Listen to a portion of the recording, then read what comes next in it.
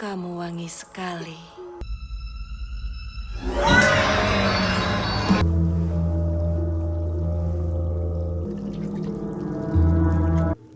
Wes kenal karo Badarawi.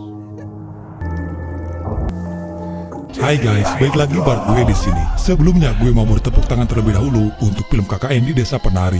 Jujur baru kali ini gue nonton film horor Indonesia yang benar-benar merasa kalau ini tuh film keren banget guys. Di antara film horor Indonesia yang lain, menurut Mimin ini sih yang terbaik. Namun dengan jalan cerita yang mengalir, membuat gue pribadi yang nonton terbawa kepada suasana filmnya. Selain itu gue juga salut kepada Ed Simpleman yang sudah membuat cerita KKN di Desa Penari, yang konon katanya kalau ini adalah sebuah cerita kisah nyata, ditambah eksekusi dalam pembuatan filmnya yang pas banget. Nah guys, di sini gue kembali akan menceritakannya buat kalian.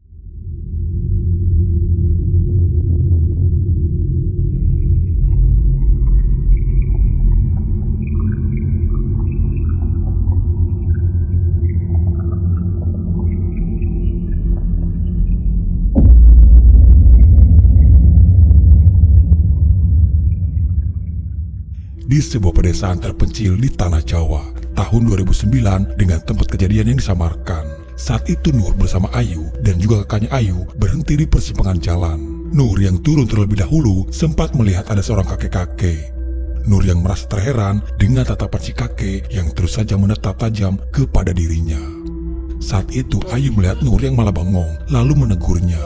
Mereka bertiga akan menuju ke sebuah desa terpencil yang dimana desa tersebut berada di tengah-tengah hutan. Dan untuk menuju ke tempat tujuan hanya bisa dilalui dengan jalan setapak atau bisa juga dengan menggunakan sepeda motor. Nur yang masih penasaran sempat melihat ke arah si kakek tadi berada. Namun ternyata si kakek itu sudah tidak ada lagi di sana. Tujuan mereka bertiga ke desa itu hanya untuk sekedar melihat dan meminta izin kepada kepala desa di sana untuk melakukan kegiatan KKN di desa tersebut. Singkatnya, sampailah mereka ke tempat tujuan, yang ternyata kedatangan mereka sudah ditunggu oleh Pak Prabu sebagai kepala desa di sana. Pak Prabu sendiri dengan kakaknya Ayu sudah saling kenal. Setelah memperkenalkan diri, Pak Prabu lalu mengajak mereka ke rumah. Nur yang baru pertama kali datang ke desa tersebut seperti orang kebingungan. Bagi Nur sendiri, auranya terasa berbeda, karena memang di sana banyak ditemukan sesajen yang disimpan hampir di setiap tempat. Mengetahui maksud dan tujuan mereka datang ke sana, sebenarnya Pak Prabu sendiri awalnya tidak memberikan izin untuk para mahasiswa melakukan kegiatan KKN di desanya. Namun saat itu Ayu langsung berbicara kepada Pak Prabu, memohon untuk mengizinkan mereka melakukan KKN. Karena kedatangan mereka justru akan membantu warga di sekitar daerah tersebut. Bukan tanpa alasan Pak Prabu melarang mereka untuk melakukan kegiatan. Pak Prabu sebagai kepala desa tahu betul kondisi keadaan di desanya. Tapi dengan penuh pertimbangan, apalagi Ayu juga sudah berjanji tidak akan membuat masalah. Dan akhirnya Pak Prabu pun mengizinkan mereka untuk melakukan kegiatan KKN di sana. Pak Prabu lalu mengajak mereka memperlihatkan beberapa tempat bersejarah. Sebuah kolam yang dimana dulunya itu adalah tempat para penari mandi. Namun kini para penari sudah tidak ada lagi, warga merubah kolam tersebut menjadi sumber air untuk kebutuhan warga sekitar. Di saat mereka sedang berdiskusi, lagi-lagi Nur merasa ada yang aneh pada dirinya. Pundak Nur yang terasa berat seperti ada beban yang menimpa dirinya. Dan tiba-tiba Nur melihat ada sesosok makhluk aneh di balik pepohonan. Beberapa minggu kemudian, mereka kembali dengan membawa rombongan para mahasiswa lainnya. Selain Nur dan Ayu, mereka adalah Bima, Widya, Wahyu, dan Anton. Mereka berenam yang akan melakukan KKN di Desa Penari. Untuk menuju ke tempat tujuan, mereka menggunakan sepeda motor.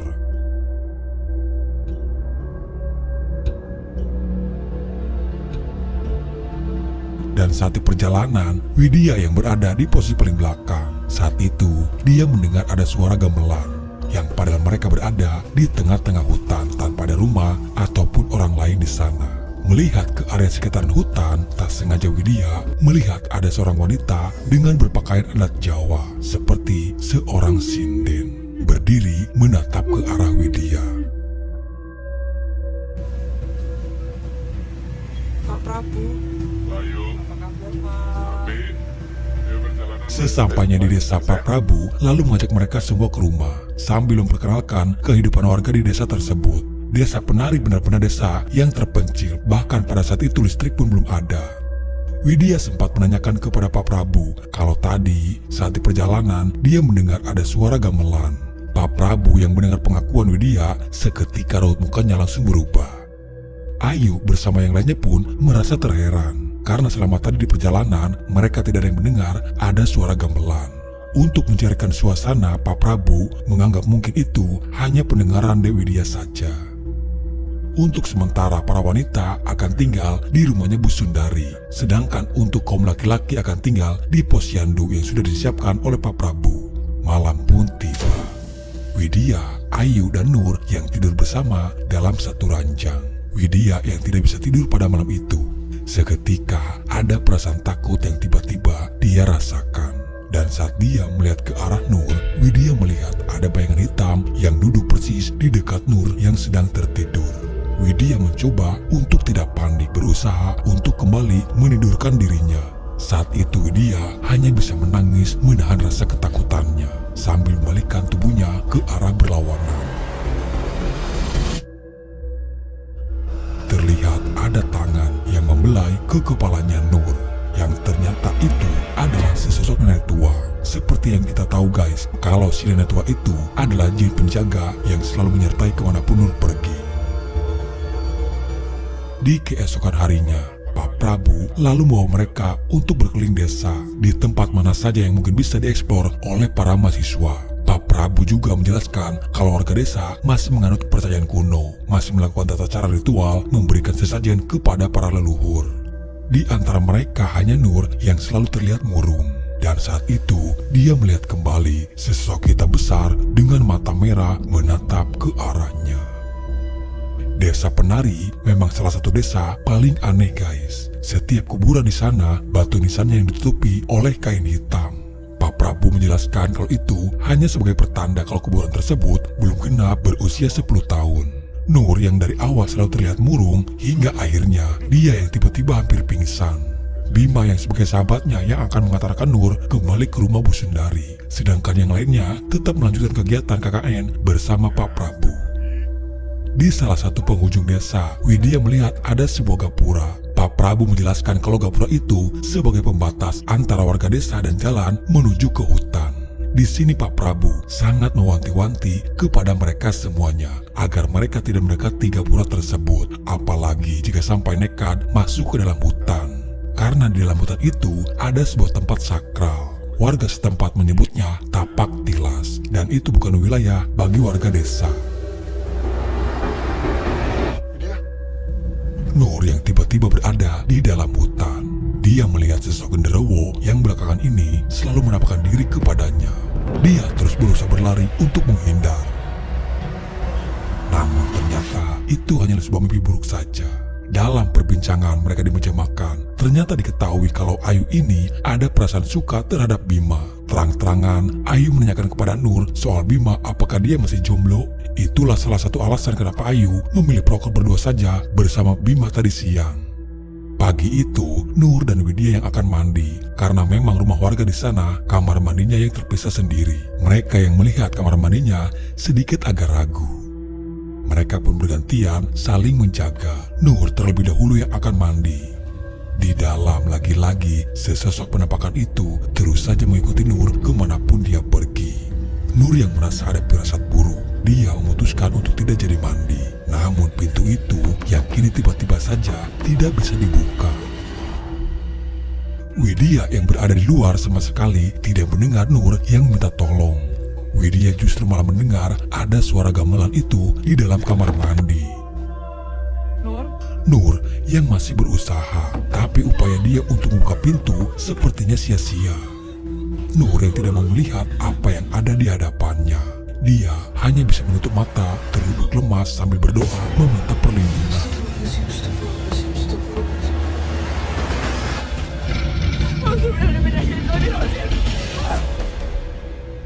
Dan tiba-tiba suasana kini menjadi hening dan pintu itu kini bisa terbuka kembali. Dengan apa yang dia rasakan, Nur tidak memberitahukannya kepada Widya. Mereka pun bergantian, kini Widya yang akan mandi dan Nur yang menunggu di luar. Bukan hanya Nur saja, tapi Widya juga merasa ada yang aneh di dalam sana. Tiba-tiba suara gamelan itu terdengar kembali, dan malah kini terdengar juga ada suara wanita yang menyanyikan lagu Jawa. Nur dan Widya juga sama-sama mendengar suara tersebut. Mereka malah saling beranggapan Widya yang mengira mungkin itu Nur yang sedang bernyanyi. Begitupun sebaliknya Nur menganggap mungkin Widya yang sedang menyanyikannya. Widya yang menutup mata menyiramkan air dari gayung, tak sadar kalau ada sosok makhluk yang mendekatinya. Nur masih penasaran dengan suara nyanyian itu. Karena sepengetahuan dia, Widya tidak pernah menyanyikan lagu Jawa seperti sinden. Merasa penasaran, Nur lalu mencoba melihat di balik celah-celah kayu. Betapa terkagetnya dia melihat ada sinden yang menggunakan selendang hijau. Begitupun Widya yang ada di dalam. Dia dikagetkan sepintas melihat ada sosok wanita dengan berpakaian sinden. Mereka berdua yang sama-sama ketakutan, tapi antara Nur dan Widya pura-pura tidak tahu dan tidak menceritakan apa yang terjadi. Di malam hari, Pak Prabu menemui Mbah Buyut. Mbah Buyut sendiri adalah sebagai sesepuh di sana. Saat itu Mbah Buyut menyajikan 3 gelas kopi hitam. Pak Prabu yang melihat itu pun merasa terheran dan menanyakan untuk siapa gelas kopi yang satunya lagi. Namun saat itu Mbah Buyut hanya terdiam saja. Tak lama kemudian, tiba-tiba saja Nur datang menemui Pak Prabu. Si Mbah sudah tahu akan kedatangan Nur ke sana. Mbah Buyut juga tahu kalau ada sosok jin penjaga yang ada di balik Nur. Nur mengeluhkan kepada Pak Prabu dengan apa yang dia rasakan selama dia berada di sini. Nur yang selalu diperlihatkan ada sosok hitam besar yang terus menghantui dirinya. Namun si Mbah memotong pembicaraan mereka dan langsung menawarkan Nur untuk meminum kopinya. Walaupun Nur sempat menolak karena dia tidak biasa meminum kopi. Tapi si Mbah sedikit memaksa untuk Nur meminum kopi tersebut. Karena tak enak hati, akhirnya Nur pun terpaksa meminum kopi yang ditawarkan. Dan saat Nur mencoba meminum kopinya, kok enak gitu. Nur sama sekali tidak merasakan pahit. Di malam itu juga si Mbah lalu memotong ayam cemani. Lalu mengatakan kepada Nur kalau yang dia lihat itu adalah salah satu penghuni desa dari bangsa jin. Makhluk itu marah karena keberadaan jin penjaga yang ada di dalam tubuhnya Nur. Dan di saat itu juga si Mbah mengatakan kalau makhluk hitam besar sudah berjanji kepada si Mbah tidak akan mengganggu Nur lagi. Sing nang kene wis jadi tanggung jawab. Di tengah malam saat Ayu dan Widya tertidur, Nur yang masih terbangun mendengar ada suara gamelan di luar rumah. Saat itu Nur melihat ada seekor ular besar yang keluar dari rumah dan dibarengi Widya yang sudah berdiri di sana. Nur yang sangat ketakutan melihat Widya yang tiba-tiba berperilaku aneh. Dengan tatapan aneh melihat ke arah Nur. Widya mengambil ular tersebut dan melilitkan ke badannya sendiri. Di lain sisi, Widya terbangun dari tidurnya karena mendengar ada suara gaduh di luar rumah. Dan dia juga melihat Nur yang sudah tidak ada. Dari penglihatan Widya, justru Nur yang sedang menari di halaman rumah sendirian. Merasa terheran karena yang Widya tahu kalau Nur sama sekali tidak bisa menari. Namun pada malam itu, Nur terlihat luwes dengan setiap gerakan tariannya, seperti orang yang sudah terbiasa menari. Widya menghampiri mencoba untuk menyadarkannya, namun Nur tidak menghiraukan dan terus saja menari. Saat itu Wahyu yang keluar justru melihat Widya yang sedang menari sendirian di halaman rumah. Wahyu lalu mencoba untuk menyadarkan Widya. Dan pada kenyataannya memang Widya sendirilah yang sedang menari. Sedangkan dari tadi Nur ada di dalam baru terbangun karena mendengar ada suara teriakan Wahyu. Di keesokan pagi mereka bertiga, Wahyu, Ayu dan juga Widya, kini mereka berada di tempat Mbah Buyut. Mereka dipaksa untuk minum kopi yang disajikan oleh si Mbah. Antara Wahyu dan Ayu merasakan rasa pahit saat meminum kopi tersebut. Sementara Widya yang minum terakhir justru dengan lahap meminum kopi tersebut sampai habis. Widya sama sekali tidak merasa pahit saat meminum kopinya. Dari sini si Mbah sudah tahu kalau ada makhluk halus yang mengikuti Widya. Saat itu si Mbah memberikan sebuah ramuan untuk membentengi Widya dari gangguan makhluk halus. Sementara di lain sisi, Anton yang bersama Nur, dia menceritakan soal kelakuan aneh Bima belakangan ini. Hampir di setiap malam Anton selalu mendengar ada suara desahan Bima dari kamarnya. Bahkan tanya itu Anton juga pernah menemukan ada sesajen di bawah ranjangnya Bima. Nur sebagai sahabat Bima dari kecil tahu betul siapa Bima. Bima yang seorang taat agama, gak mungkin Bima bisa melakukan hal seperti itu. Untuk meyakinkan, Anton lalu membawa Nur melihat ke kamarnya Bima. Dan memang benar ada sesajen di bawah ranjang Bima dan juga ada fotonya Widya. Tapi untuk foto Widya mereka tidak melihat kalau ada di bawah sesajen itu. Di hari berikutnya Pak Prabu membawa mereka semuanya untuk pindah ke rumah baru yang sudah Pak Prabu siapkan untuk mereka jadikan tempat tinggal. Beberapa saat kemudian, Bima yang keluar sendirian masuk ke dalam hutan. Di rumah Widya melihat Nur yang sedang sholat. Dia lalu ke dapur untuk mengambil air minum. Namun betapa terkagetnya dia melihat yang tiba-tiba sudah ada Nur di sana. Yang padahal tadi dia lihat Nur sedang sholat. Dan saat dia kembali, Nur yang sudah tidak ada. Lalu tadi siapa yang sholat memakai mukena. Mereka semua menjadi panik saat melihat Widya ketakutan. Lalu tak lama Widya merasa ada sesuatu di dalam mulutnya. Dan saat dia mencoba mengeluarkan apa yang ada di dalam mulutnya, ternyata itu adalah sebuah rambut.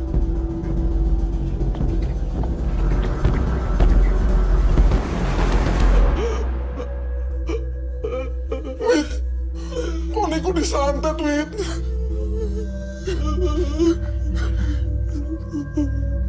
Pada suatu ketika, Nur tak sengaja mendengar pembicaraan Bima dengan Ayu. Bima yang marah kepada Ayu karena telah menghilangkan sebuah gelang. Bima menitipkan gelang itu kepada Ayu, bermaksud agar Ayu memberikan gelang tersebut kepada Widya.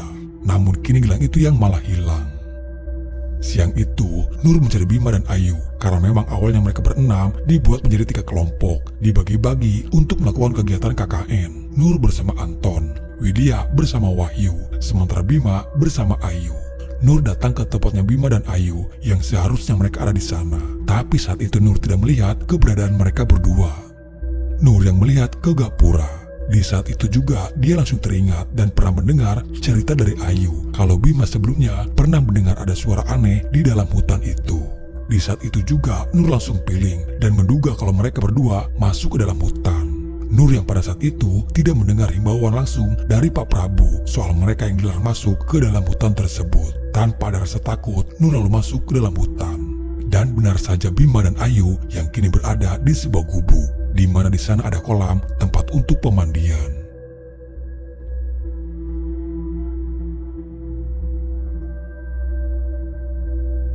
Sementara Nur masih mencari mereka. Di sana dia menemukan ada sebuah tempat yang sudah tak terurus. Terlihat banyak alat musik gamelan yang dibiarkan begitu saja. Tak jauh dari sana, Nur melihat ada sebuah gubuk. Merasa curiga dengan keberadaan gubuk itu, dia lalu menghampirinya. Tak lama kemudian, keluarlah Bima bersama Ayu. Mereka yang sudah melakukan mantap-mantap di gubuk tersebut. Malu sekaligus merasa berdosa dengan apa yang sudah mereka lakukan di sana. Widya bersama Wahyu yang pergi ke pasar berbelanja untuk kebutuhan mereka selama tinggal di desa. Sempat mengobrol dengan salah satu pedagang. Pedagang itu yang mengetahui mereka berdua tinggal di desa yang ada di tengah-tengah hutan. Karena hari sudah menjelang sore, si pedagang menyarankan lebih baik mereka menginap di hotel saja dan kembali pulang nanti pagi. Karena sangat berbahaya jika mereka sampai terjebak malam-malam di tengah hutan. Warga sekitar juga tidak ada yang berani melewati hutan itu pada saat malam hari. Tapi karena tidak mungkin Wahyu dan Widya menginap di hotel, mereka pun memilih untuk pulang saja. Ya sudah, jika mereka memaksakan pulang, si pedagang hanya memberitahukan saja agar mereka untuk selalu waspada dan selalu berdoa. Si pedagang juga berpesan jika mereka melihat ada sesuatu di tengah jalan, jangan sesekali pernah tergoda dan ikut ajakan mereka. Perjalanan dari jalan raya untuk masuk ke desa memang jauh guys. Dengan menggunakan sepeda motor saja, mereka harus menempuh perjalanan selama 1,5 jam. Sialnya mereka yang harus terjebak gelap di dalam hutan. Dan hal yang tidak mereka inginkan pun terjadi. Motornya yang tiba-tiba malah mati. Tak jauh dari sana, mereka melihat ada kakek tua yang hanya terduduk saja. Awalnya Wahyu dan Widya sempat ragu dengan keberadaan si kakek tua itu. Mereka lalu mencoba mendekatinya. Tapi ternyata si kakek itu yang baik hati dan akan membantu mereka. Kakek tua itu berkata, sambil menunggu motor diperbaiki, mari mampir dulu, kebetulan di desa mereka sedang ada hajatan. Wahyu sama sekali tidak curiga dengan keberadaan si kakek, dan mereka juga lupa pesan dari si pedagang untuk tidak tergoda apapun yang mereka temui di dalam hutan. Saat itu Wahyu dan Widya melihat ada sebuah pesta yang sangat meriah, di mana suara musik gamelan dan orang-orang menari bersama dengan para sinden. Lama kemudian, keluarlah satu sinden paling cantik menari di depan mereka dan menatap tajam ke arah Widya. Widya membuang muka tidak berani untuk menatap kepada si sinden itu. Widya merasa sangat ketakutan memaksa Wahyu untuk segera pergi dari sana. Lalu si kakek itu datang dan mengatakan kalau motornya kini sudah selesai diperbaiki. Si kakek yang baik hati lalu menyuruh Wahyu untuk dibungkus saja jika makanannya masih kurang. Wahyu seperti orang kesurupan mengambil semua makanan yang ada di meja.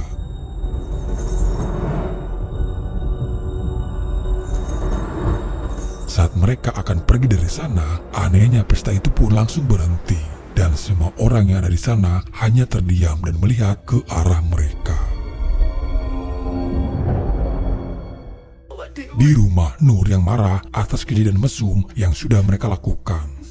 Tak lama, Wahyu dan Widya datang. Tapi saat itu Wahyu melihat mereka seperti ada masalah. Wahyu bercerita kepada mereka apa yang dia alami tadi di jalan. Mereka yang mendengar tidak percaya dengan apa yang diceritakan oleh Wahyu. Karena di hutan itu tidak ada desa lain selain desa yang sekarang mereka tempati. Dan untuk membuktikan kepada mereka, Wahyu lalu membuka oleh-oleh yang dia dapatkan dari si kakek. Dan saat Wahyu membuka bungkusan yang tadi dia lihat itu adalah makanan, tapi ternyata itu adalah kepala monyet dengan masih ada darahnya.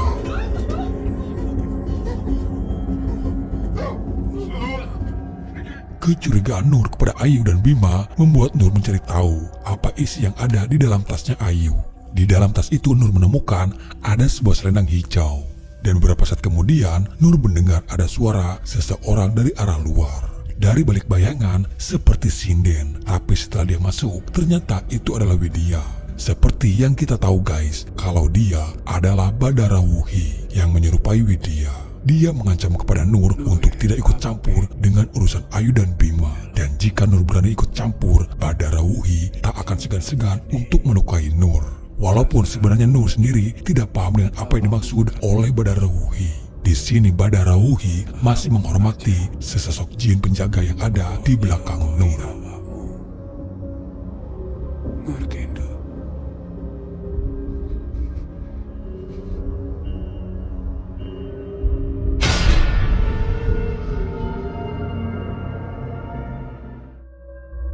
Subuh itu setelah dia selesai sholat, Bima menangis menyesali dengan apa yang sudah dia perbuat. Bima menceritakan awal mula semua ini bisa terjadi. Bima dimimpikan melihat Widya yang diselimuti oleh ular.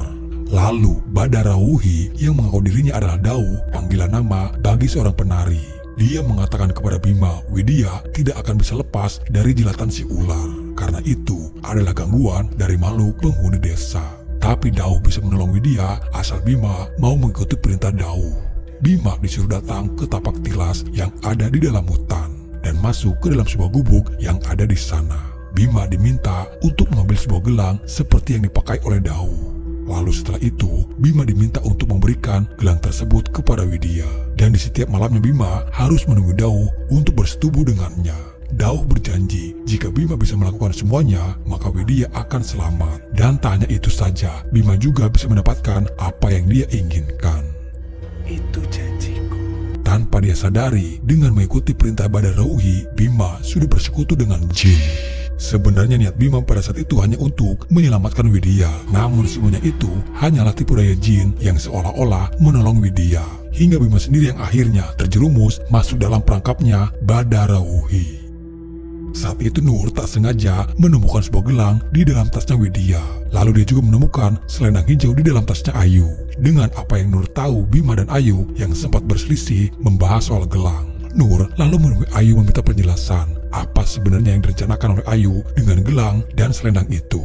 Jika Ayu tidak mau mengaku, Nur mengancam akan memberitahukan semua itu kepada Pak Prabu. Lalu Ayu pun akhirnya mengaku dan mengatakan awalnya memang Bima yang menyuruh dia untuk memberikan gelang tersebut kepada Widya. Namun Ayu tidak melakukannya. Ayu memilih menyimpan gelang tersebut dan beralasan kepada Bima kalau gelang itu hilang. Hingga suatu ketika Ayu didatangi seorang wanita yang berpakaian seperti sinden. Dia memaksa Ayu untuk memasukkan gelang tersebut ke dalam tasnya Widya. Dan sebagai gantinya Ayu diberikan selendang hijau untuk bisa mengikat Bima. Karena kita tahu dari awal memang Ayu jatuh cinta kepada Bima. Dengan apa yang sudah Bima dan Ayu lakukan berdua, secara tak sadar mereka sudah terjebak dalam ikatan perjanjian dengan Badara Wuhi. Di malam hari, di saat semuanya sedang tertidur lelap, Widya terbangun dan tersengaja melihat Bima keluar membawa obor. Diam-diam, ternyata di belakang Widya mengikuti kemana Bima pergi. Bima kembali masuk ke dalam hutan dan menuju ke tapak tilas. Namun saat itu Widya kehilangan jejaknya Bima. Di sana Widya melihat ada sebuah gubuk lalu mencoba untuk membuka pintunya. Namun pintu itu yang terkunci. Karena penasaran, Widya mencoba melihat di sela-sela dinding kayu. Dan kini dia melihat Bima sedang mengisi tubuh dengan Badara Wuhi yang memperlihatkan wajah aslinya. Widya yang sok tak lagi bisa berkata apa-apa.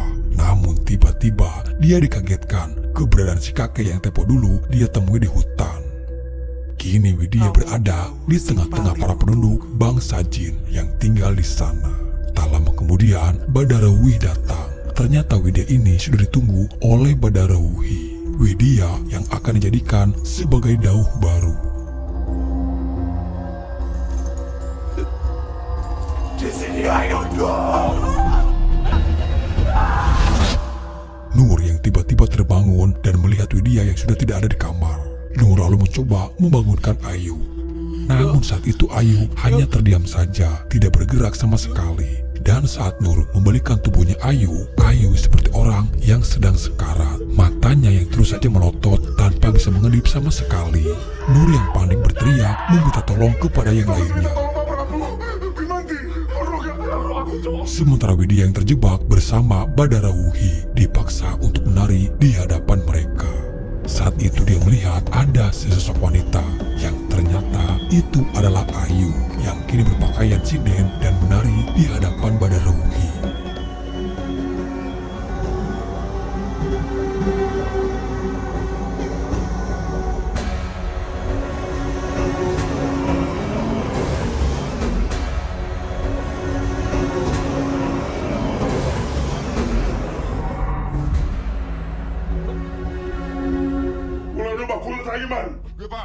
Nur memberitahukan kepada Pak Prabu soal selendang hijau dan sebuah gelang. Dan dia juga memberitahukan kalau Bima dan Ayu pernah masuk ke dalam hutan dan menemukan tapak tilas. Pak Prabu yang mendengar dan melihat itu pun merasa sudah hilang harapan.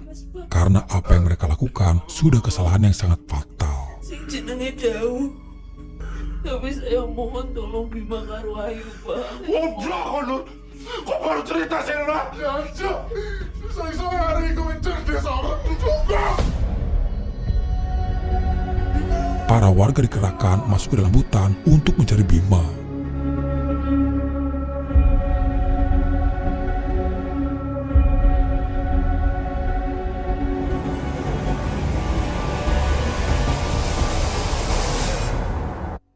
Buyut menceritakan soal Badara Wuhi. Badara Wuhi sendiri adalah jin yang menguasai desa tersebut. Gelang itu hanya bisa dipakai oleh Dao, gelar seorang penari yang dipilih oleh Badara Wuhi. Dan selendang hijau itu gunanya adalah untuk pemikat kepada orang yang dia inginkan.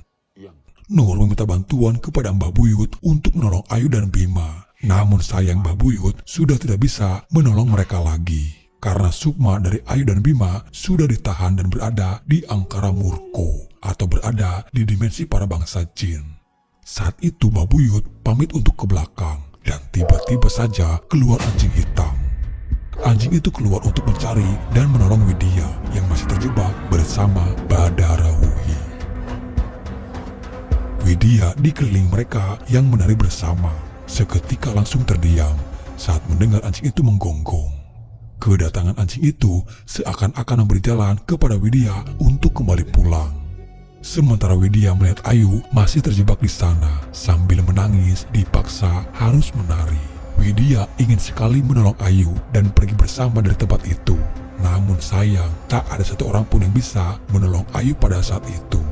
Widya berlari mengikuti kemana anjing itu pergi.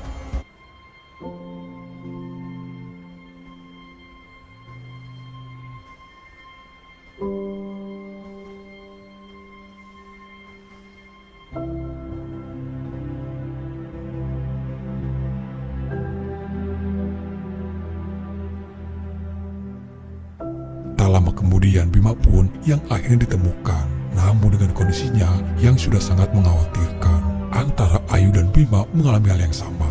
Mata mereka yang terus melotot tanpa bisa mengedip sama sekali.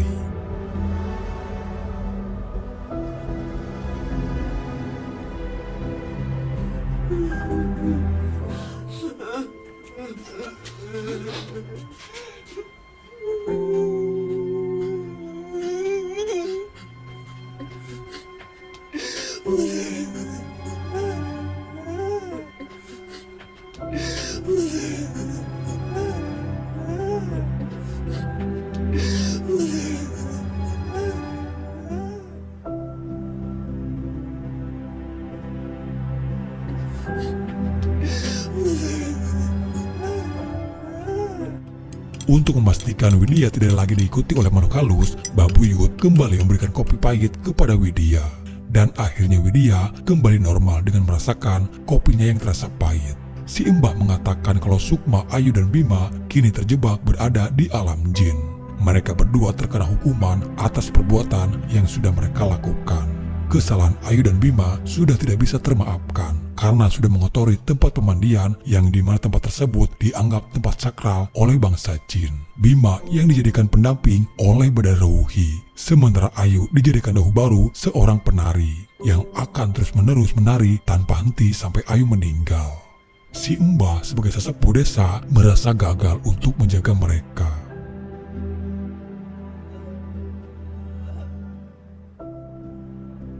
Sejarah dari desa itu terdahulu terbilang sangat kejam, di mana mereka masih sangat percaya kepada mitos dan bisikan-bisikan setan yang mengatakan jika warga ingin terhindar dari mara bahaya, mereka harus menumbalkan anak-anak mereka sendiri.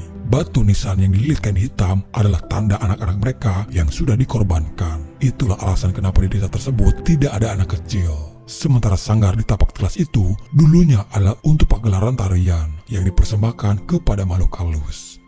Dengan kejadian yang menimpa kepada Ayu dan Bima menjadi tamparan keras bagi mereka semuanya.